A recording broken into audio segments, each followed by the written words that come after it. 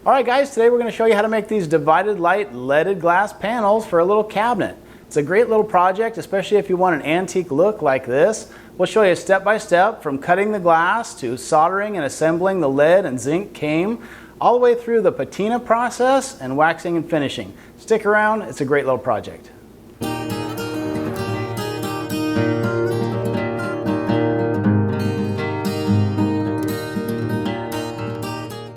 So these leaded glass panels were for a Stickley number 70 music cabinet that went into Woodcraft Magazine. Check the description box and you'll find information on the issue that appeared in if you want to order a back issue and get full details on how to build the cabinet. Once you've figured out the size of your glass squares that you'll need, you can go ahead and cut them all to size. In our case, it's 2 and 15/16 inch square. For that, you'll need a carbide glass cutter and some cutting oil.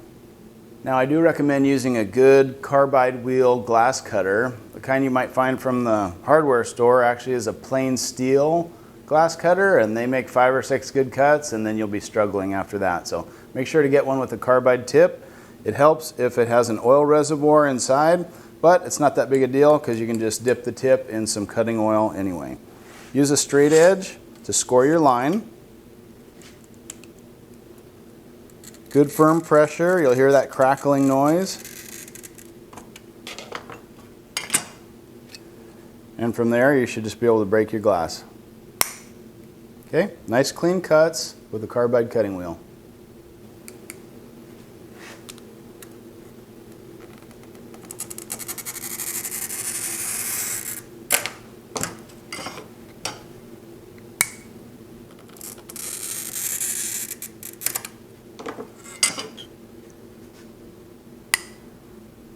So we want the finished divided light to look something like this, and you need to consider not only the outside dimension of your project but also the reveal. This is going into a cabinet door, and because of that I use a wider 3/8 inch zinc H channel for the outer part of the frame. It's stronger, but it's also wider too, so that gives me the nice reveal I want.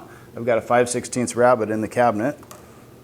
And then I'm going to use 1/4 inch real lead H channel for this center divider. Alright, let's take a quick look at the cutting jig I used to cut the zinc and lead cane for the frame of this project.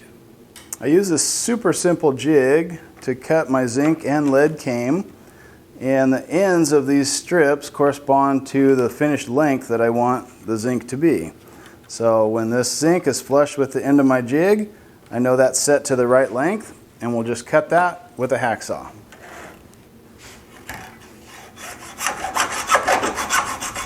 And we're through. Use the remainder of the zinc to push it through and cut your next one.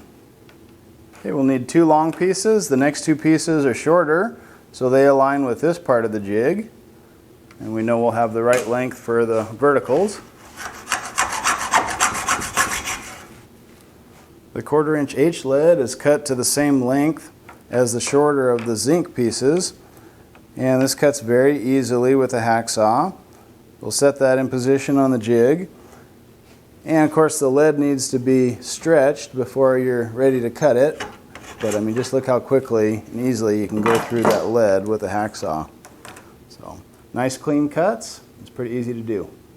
Now before you start soldering, it's important to scruff up your lead, particularly with a brass wool, and this will just make sure that once you flux the joints, the solder will take. So this is a pretty simple project as far as leaded glass goes. I mean, there's certainly some artisans out there that do incredible work, but this is really in DIY territory. As long as you have your glass accurately sized, I don't think you'll have any trouble on the first or second attempt doing a project like this. Now, one thing I notice a lot of people do is they use horseshoe nails, and they hammer in the horseshoe nails to fix their parts in place, and that's kind of the last thing I wanted to do around glass. And so instead I just made this little squaring jig. It's got pieces of hardwood that are arranged at a perfect square, and then I put down a thick layer of cork, and this just lets me use sewing pins and that way I can still hold all my parts right in position to get ready to solder. With a clean acid brush, just go ahead and flux your joints. Now if you had a large pane you were working on, you might just flux some of the joints. I run my soldering iron at about 410 degrees, and it's a slower process than you'd think. You don't want to be up and down. You want to heat the metal a little bit, and then you can lift off. And the goal is just to get a kind of a low-key puddle.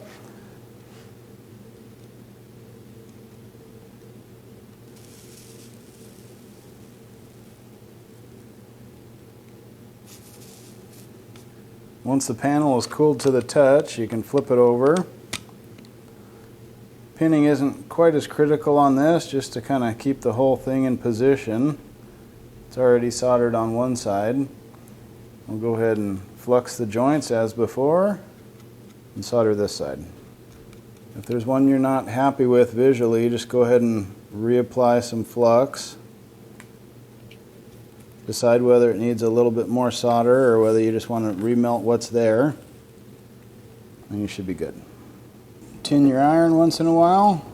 Should have a nice shiny tip to it, and clean it off in your holder. Again, go a little slower than you're tempted to.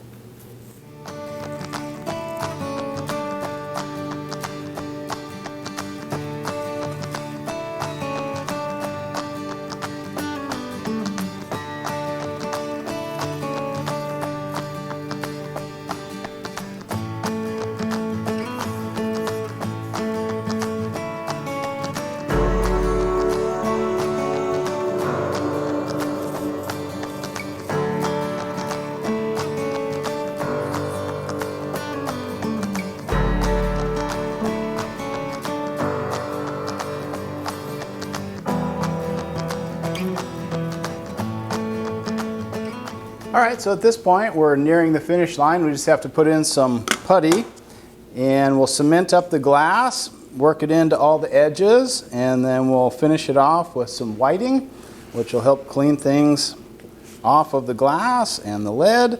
And then we'll go ahead and let it dry for a day or two, and it'll be time to patina this project and get it installed in the cabinet. Force it in good to the gaps and keep that glass from rattling. And we'll flip it over and do the other side before we apply the whiting. So once you've done a reasonable job at removing some of the excess cement, you can go ahead and apply some whiting powder. And it doesn't take much, just start with a little bit on there. And you'll need 2 shoe brushes. Usually there's a dirtier one and a cleaner one. Start with the dirtier of the two, and just go ahead and start removing that cement with the whiting powder. You will notice some initial darkening of the lead, but to my eye it's not enough of an effect, so we will be adding patina, one specifically for the zinc frame and one for the lead center dividers. We'll try to work that cement back into the space between the cane and the glass. Now you can do a second cleaning with a little more whiting powder using the cleaner of your 2 stiff bristle brushes. Clean both sides that way.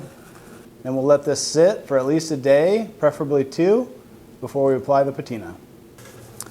So after the second whiting step, we'll give it a good scrubbing across the lead and the zinc cane with a brass wool. And you want to experiment on glass samples a little bit. We tried a Scotch-Brite pad, and while that did scuff up the zinc very well, it also scratched our glass. So test out whatever you're going to use to abrade the cane on a sample glass, and find one that doesn't scratch your glass but also brightens up the metal well. And you want to do this before the patina process. Then we'll use a high-strength isopropyl alcohol to clean off the panels. Both the lead and the zinc cane will get cleaned this way, and this will be the last step before we apply the patina. Best results if you use a high-strength rubbing alcohol, like a 90 or 91%.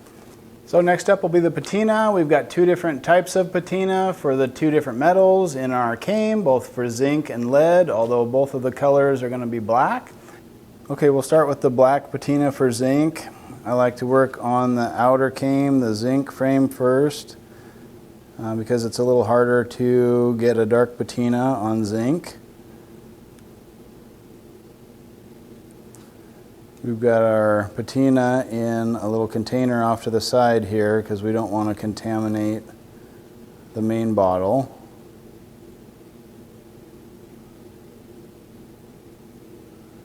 There we go, looks like we're getting a decent darkening. Main thing is just to prep your metal. If you don't prep your metal thoroughly, you'll get areas that don't darken. Use a cotton ball for a minute and then start with a fresh one. Okay, you may need to apply multiple coats with a little scuff sanding in between with the brass wool to get the desired darkness to match how dark the lead will get. Okay, after a moment we'll pad that dry, and after patting that dry we'll finish up with the patina for lead and solder. And this is much easier to get a dark finish. Almost just an instant reaction. Okay, we'll do both sides like this and quickly take it in and rinse it in cold water.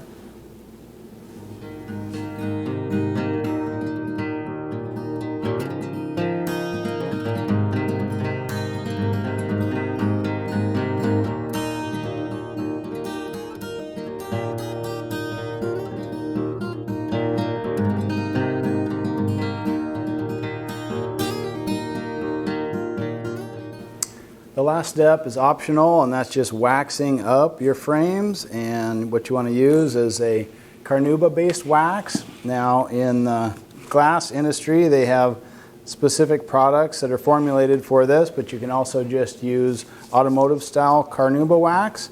Again, it's an optional step, but light waxing, let it dry to a haze, and buff it off. Just gives it that finished appearance. Product we're using here is Mother's California Gold Carnauba Wax.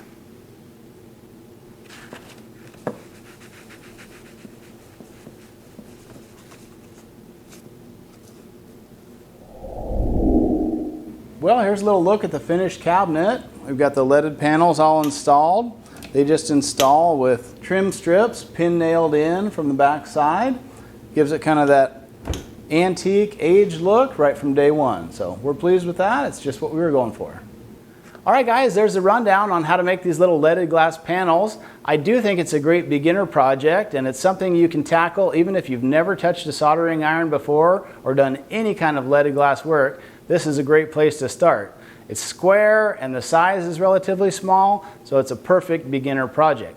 Hey, remember to check the description box for issue information from that Woodcraft magazine where we featured a Stickley style number 70 music cabinet. If you want to build a cabinet, that's a great place to look. Otherwise, good luck with your stained glass projects. Thanks for watching, and we'll see you on the next one.